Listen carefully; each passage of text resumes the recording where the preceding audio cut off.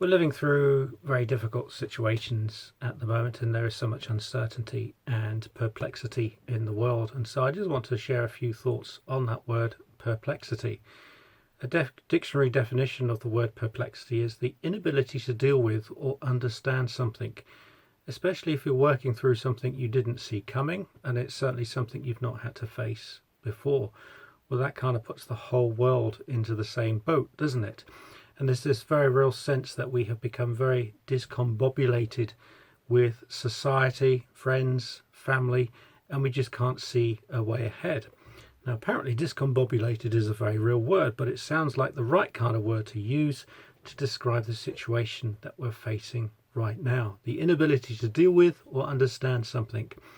And that changes our perspective, and perspective is the way you see something. And if we become discombobulated with the world around us, then we can no longer see a way ahead. It's interesting that there are several characters in the Bible who also go through times of perplexity and what I would call discombobulated situations. And what I want to draw out is something very simple. It's not the way that they viewed their problems. It was the way that they viewed God, which brought an answer to them. One of my favourite books in the Bible is the book of Job. And in chapter 1, we see that Job is a good man. Family is important to him. Being together is important to him. Praying for his family is important to him. He's a family man. He's a society man. He's well respected in the community. But then we see the destruction of Job's life. He loses everything. He loses his family, his children. He loses his wealth. He loses everything that he has worked hard for and honestly for. He goes on to lose his health. Many of us would give up on God and life.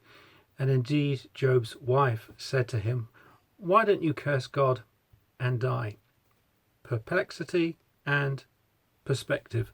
Now, the Bible tells us very clearly that God did not cause these things to happen to Job, but he certainly allowed these things to happen.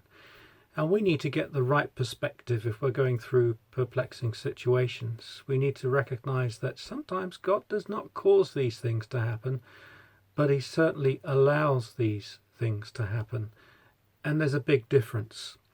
So the Bible tells us that God allowed these things to happen to Job. When you look in the book of Job, it says that the devil was given permission to take Job right to the very edge of his life, to see if Job would abandon life and abandon God. I wonder how we would respond to the perplexing situation that Job finds himself in. Difficult question. And yet there are many of us in the UK today that feel as if they are pushed to the very limit. So how does Job respond to this new perspective, this perplexing situation in his life where he has lost everything? In chapter 1 and verses 20 to 22, the Bible tells me this. Job tore his robe, he shaved his head, he fell to the ground. All these are outward manifestations of incredible grief and trauma and perplexity. But then it says that Job worshipped God. How do you do that? How do you find place in your heart when you have lost everything to still worship God? When you have lost wealth and health all by stealth because you don't see it coming, and yet keep that place of worship in your heart. In chapter 1 and verse 22 it says this: "Through all these situations Job did not sin, nor did he blame God." When we are perplexed and lose perspective, what comes out of our hearts? Bit deep and personal, that one. During this time of COVID, maybe the biggest surprise for you is not the problem, but what is coming out of your heart. Job was perplexed. He loses perspective, but he keeps that place of worship in his heart. The devil could take his health and wealth and family, but he could not take worship from Job's heart. Why? Well, it's quite simple, really. Job did not worship God because he felt like it. He worshipped God because deep down he knew that God was still worthy. No matter what life threw at Job, God was still worthy. Well, it gets worse for Job. In chapter 2, we see that his health deteriorates, and Job's health deteriorates so badly that none of his close friends recognize him. There are boils and pus weeping from his skin all over, And chapter 2 describes how his friends, his close friends, are in deep shock at the sheer disfigurement and the discomfort that Job now faces. At that point, his wife also loses the plot. Job is now in isolation. That's interesting, isn't it? No family, no wealth, no health, no respect. His friends sit around, but they social distance. No touch, no hugs, no help. The story of Job sounds kind of familiar, doesn't it? In his isolation, Job reflects on his life and wonders why I've had a life for all of it to go in this direction. What's the point of having a life if this is how it's turned out? In his isolation, Job's friends sit around and put their shekels worth in. The innocent don't suffer, so what have you done wrong? Is the main kind of issue with their questioning. You must have sinned big time to get in a state like this. They kind of associated that problems must be associated with sin. Well, they had a lot to learn. Sometimes if we sin, we obviously get problems. But sometimes we get problems in life for no reason at all. Job is broken. He's isolated from everything that was close to him before. And yet there is no word from God. Where is God? He seems silent. He seems quiet, distant. He seems to have disappeared from Job's life. The ultimate in perplexity is that God seems far, far away. Well, Job's friends continue to try and get Job to find the sin that he has committed, and surely that will unlock the secrets of why he is going through this perplexing time. In chapter 16, it says that Job has had enough, and he says to his friends, "Sorry comforters you are, there is no limit to your windy words." Yes, we've been there at times too, haven't we, where we have had well-meaning friends, but just full of windy words. In chapter 17, we see this state of Job going down even further, and he says this, "My spirit is broken, my days are over, the grave is ready for me." What's the point of going on? That's Job's new perspective. In chapter 29, Job reflects on how his life used to be. He says this, "When God watched over me, when God's lamp shone over my head, when the friendship of God was over my tent." Now he feels that even his past life has passed. Where is God? Where is he now? I've lost his light and I've lost his fellowship. We have to wait until chapter 38 before we see God come into the picture, although in reality he's never been far away. Job and his friends ponder on so many questions about the meaning and the purpose of life, the nature and the character of suffering. Will God give them an answer to the mystery of life and suffering and isolation? No, he doesn't. When God finally turns up in the book of Job, in this story, God never gives an answer. God only brings more questions. But look very carefully. You'll see that the wisdom is looking at the question. All along, this story has been about riddles and questions. And yet it turns out that Job and all his close friends have been asking the wrong kind of questions. So it's not about trying to find the right kind of answer. You have to start asking the right kind of question first. In chapter 38, God speaks, and he says this, "Who is this that darkens my counsel by words without understanding?" In other words, God says to his Job and his friends, none of you have any idea what you're talking about. This is a pivotal moment. Chapter 38, verse 4, God brings perspective back to the situation. Remember, it's not your view of the problem that will help you. It's the view of God that will help you. God asks Job a question and says this, "Ponder this if you will." And he makes it personal.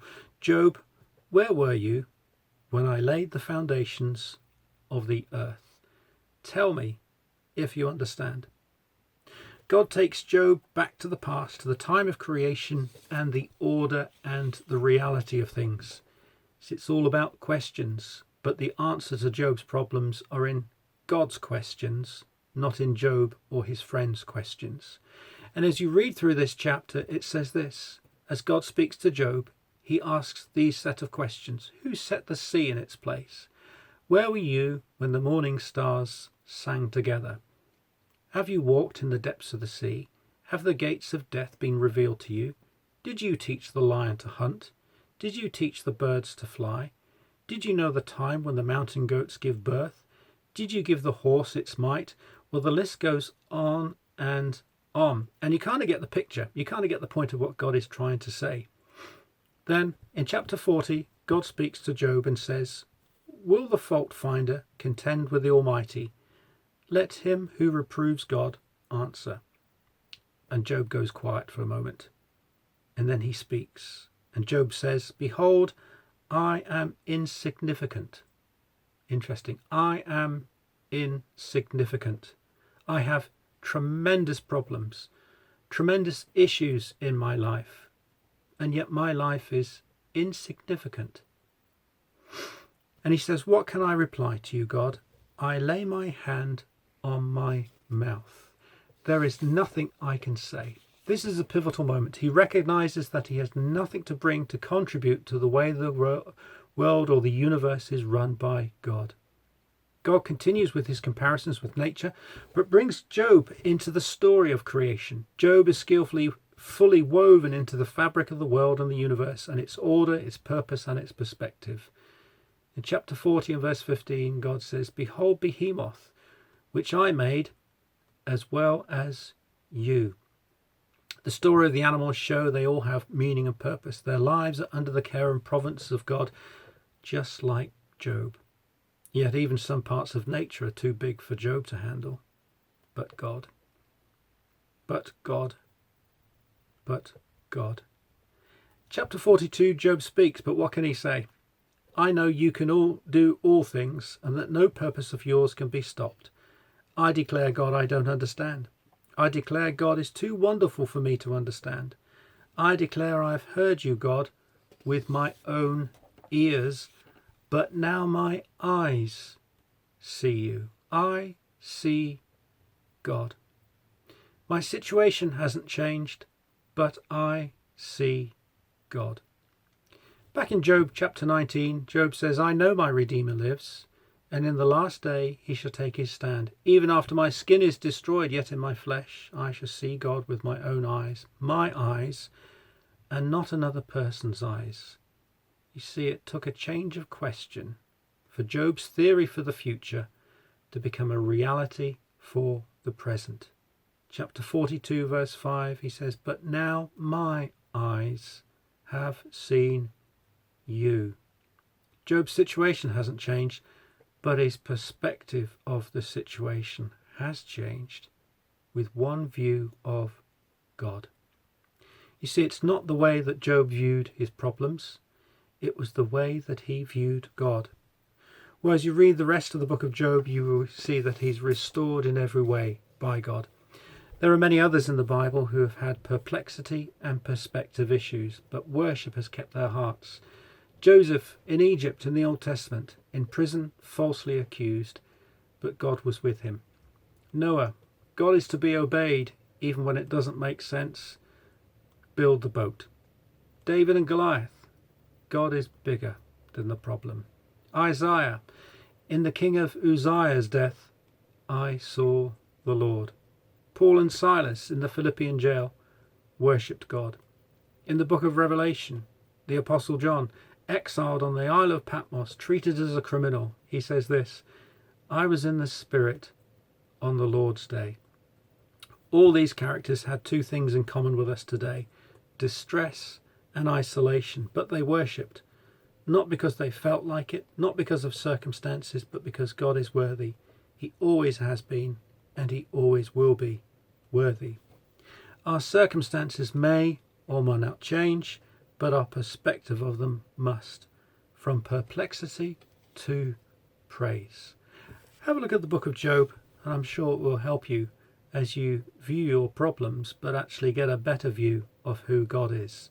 You may not have the answer to your questions, but actually it's the kind of questions you need to ask that maybe need to be redirected. As God said to Job, "Where were you when I laid the foundations of the earth?" And it's as if Job puts his hands up and says, "I know nothing." Dear friends, we too have to come to that place in our lives where we hear the voice of God see the providence and the care of God in the universe and in creation and in our own lives, and how we are woven intricately in the plans and the purposes of God, and say, okay, God, I know nothing. I leave it all into your care and providence.